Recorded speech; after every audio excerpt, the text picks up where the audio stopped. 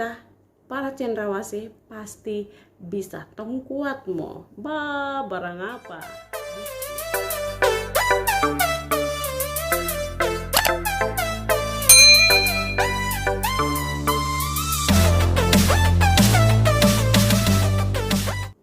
Halo teman-teman semua, senang sekali saya kembali lagi. Sangat lama ya terbuat konten, dan hari ini saya kira penting sekali untuk saya buat lagi. Dan konten kali ini khusus untuk semua perempuan-perempuan dimanapun, tapi terlebih khusus untuk saya punya kawan-kawan semua cendrawasih Papua, perempuan Papua yang akan meneruskan kehidupan di atas tanah ini. Jadi saya mau bikin apa ya? Oke, banyak sekali konten yang sama dengan saya buat, tapi versinya versi lain. Di sini saya mau pakai dialek Papua atau Tumpu gaya bicara, supaya saya pikir saya maksud itu tersampai dan tujuannya bisa kita atasi sama-sama. Nonton sampai selesai, jangan kasih lewat-lewat. Terus teman-teman jangan lupa juga dukung channel ini, klik subscribe. Terus kalau teman-teman rasa konten ini penting, silakan bagikan ke siapa saja supaya jadi perhatian,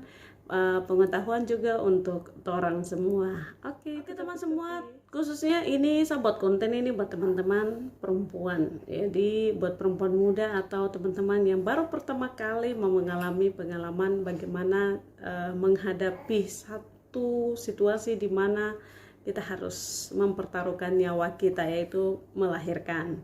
Nah, banyak sekali sekarang saya lihat ini, bukan saya tidak tutup-tutup, orang paling tidak suka lihat sesuatu yang salah lalu saya tidak bicara. Jadi saya suka bikin status di Facebook, suka nasihat-nasihat orang. Ya pasti banyak orang juga pikir, ini terlalu sibuk, dia terlalu sewot, terlalu kepo, terlalu terlalu kelewatan batas. Tapi saya jujur, saya paling tidak suka kalau saya lihat sesuatu tuh salah, masalah besar yang menghadapi kita dan mengancam kita, lalu tong diam-diam saja. Jadi saya suka sekali bikin status yang mungkin menurut orang itu terlalu sibuk dan lain sebagainya, tapi itu adalah bentuk kepedulian saya dan itu adalah hal yang wajib saya sampaikan karena ini masalah ya. Jadi kalau masalah, hal yang salah, kita harus bicara.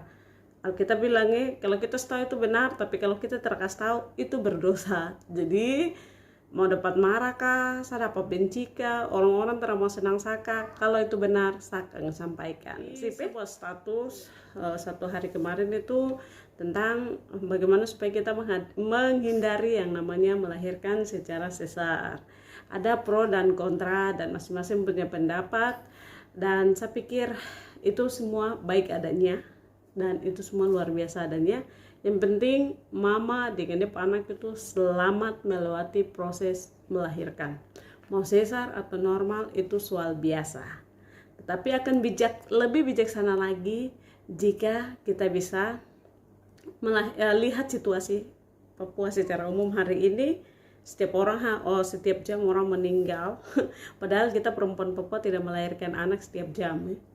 Nah, itu masalah, dan masalah ini jadi tanggung jawab kita. Makanya saya tulis status itu, ya, bijaksana. Oke, tips itu tidak banyak-banyak, hanya 6 tadi saya bilang, supaya bagaimana kita bisa lahir secara normal. Ini berdasarkan pengalaman saya, bukan pengalaman siapa-siapa. Oke, ini pengetahuan yang diturunkan oleh mama saya, dan saya juga pikir saya sudah terapkan dan itu berhasil. Sama bagi juga yang tips pertama yang harus kita lakukan yaitu tetap percaya kepada Tuhan, karena semua proses yang kita jalani kehidupan di dunia ini, apapun yang kita lakukan itu atas kehendak Tuhan. Karena itu tetap percaya, beriman kepada Tuhan, senantiasa dekat dengan Tuhan, bangun hubungan yang baik dengan Tuhan, bercinta selalu dengan Tuhan, dengan gaya kita masing-masing, karena pada akhirnya Tuhan akan lancarkan. Jadi itu tips pertama yang teman-teman harus lakukan, yaitu dekatkan diri dengan Tuhan, bangun hubungan yang baik, yaitu jaga pola makan. Oke, jadi selama 9 bulan tong mengandung, ada janin di perut kita, paling penting sekali untuk jaga kita pola makan ya, gaya makan. Makanan mana yang saya harus makan waktu janin masih 1 sampai 4 bulan, makan mana yang harus saya makan janin kalau sudah memasuki trimester akhir, dekat-dekat bersalin, makanan mana yang saya harus makan.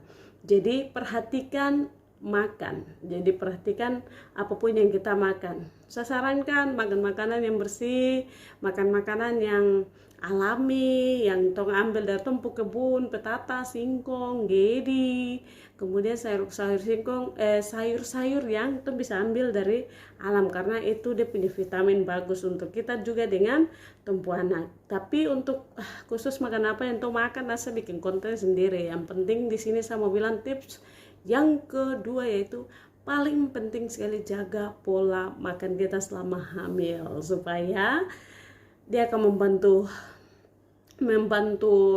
normalkan kita punya diri, kesehatan tubuh kita dengan kita punya janin. Jangan juga kita makan terlalu banyak supaya janinnya besar dan susah untuk kita melahirkan, apalagi kalau anak pertama.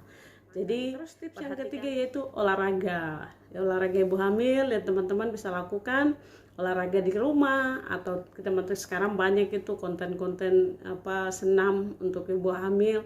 Teman-teman harus bisa olahraga supaya tubuh tetap sehat, tetap kuat, tetap semangat untuk menyambut atau menanti buah hati yang teman-teman dan saya.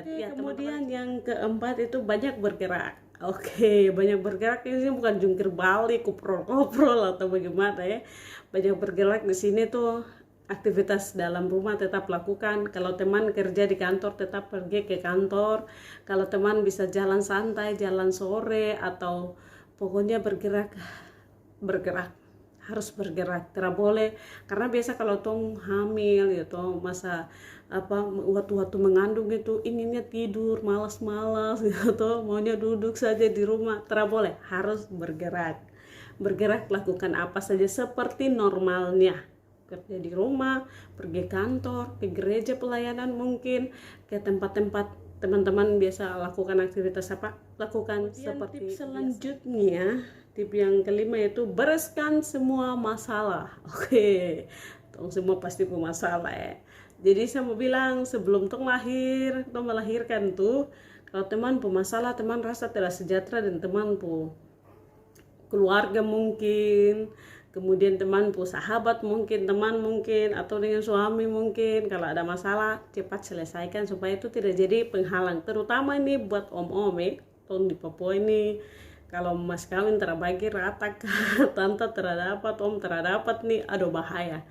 Jadi kalau teman-teman rasa masih ada hal-hal seperti itu dengan tompu orang tua mungkin, dan tompu orang, dengan tom punya om, tante, keluarga yang mungkin tom tidak senang dengan kita karena pembagian mas kawin mungkin yang tidak merata, atau mungkin tom pernah bantu kita tapi kita belum sempat lihat orang, cepat selesaikan ya, supaya itu tidak jadi penghalang. Tom pikiran tuh bisa jadi penghalang, memperhambat proses lahir. Kalau kita belum berdamai dengan tom orang tua, cepat-cepat selesaikan supaya bisa lancar semuanya. Itu paling penting ya, karena tom masih kuat sekali dengan adat dan budaya.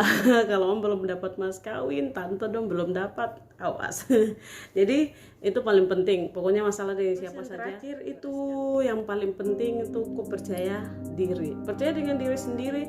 Harus yakin bahwa saya bisa lalui proses ini. Karena apa? Nanti di rumah sakit tuh suster-suster tuh membantu kita waktu proses bagaimana keluarkan anak kalau kita super berjuang. Maka setengah kita dalam ruangan, kita harus berjuang bagaimana caranya untuk orang tua, bahkan suami sekalipun dia tidak akan bantu kurangi kita rasa sakit, rasa susah, dan siapa saja nenek moyang siapapun akan tolong kita. Yang akan membantu kita yaitu diri kita sendiri. Jadi harus percaya, yakin pada diri sendiri bahwa saya bisa. Pokoknya percaya diri, saya pasti bisa. Lewati itu ya 6 langkah yang teman-teman bisa lakukan untuk bisa namanya itu melahirkan secara normal. nanti dia punya secara detailnya saya pikir harus buat konten khusus, misalnya macam makan tuh harus makan apa saja, terus pas waktu kita mau di rumah sakit tuh siapa saja yang ikut kita supaya kita bisa nyaman waktu bersalin, terus dan secara detailnya sapu pengalaman pasti saya bagi, karena saya lihat nih saya sudah takut sekali dengan keadaan hari ini orang melahirkan banyak hal-hal yang membuat kita bisa berkurang di atas tumpu tanah sendiri. Jadi sama tong kuat seperti perempuan-perempuan Yahudi waktu Firaun suruh bunuh orang-orang anak-anak Ibrani, waktu 2 orang petugas yang ditugaskan suruh datang perempuan-perempuan Yahudi itu sudah melahirkan di luar. Sama kita seperti itu. Dan juga mau kita seperti itu, mama-mama dulu yang terlalu pusing dengan keadaan, mereka berjuang dan bisa lahir anak bukan hanya 1-2, tapi mereka bisa lahir lebih dari 5 ke atas tanpa bantuan medis, tanpa apa-apa mereka bisa kuat. Nah itu yang sama kita belajar dari situ sih. Mungkin itu saja 6 tips, nanti saya bagi yang lain lagi, sapu pengalaman. Semoga video ini bermanfaat. Kalau teman rasa ini bermanfaat, bagikan ke mungkin teman-teman yang sedang mengandung hari ini supaya siapa tahu 6 tips ini bisa jadi rekomendasi yang baik untuk teman semua. Oke, Tuhan berkati, tetap kuat, percaya pada diri sendiri. Kita para cendrawasih pasti bisa. Kamu kuat mau barang apa bikin. Oke, thank you.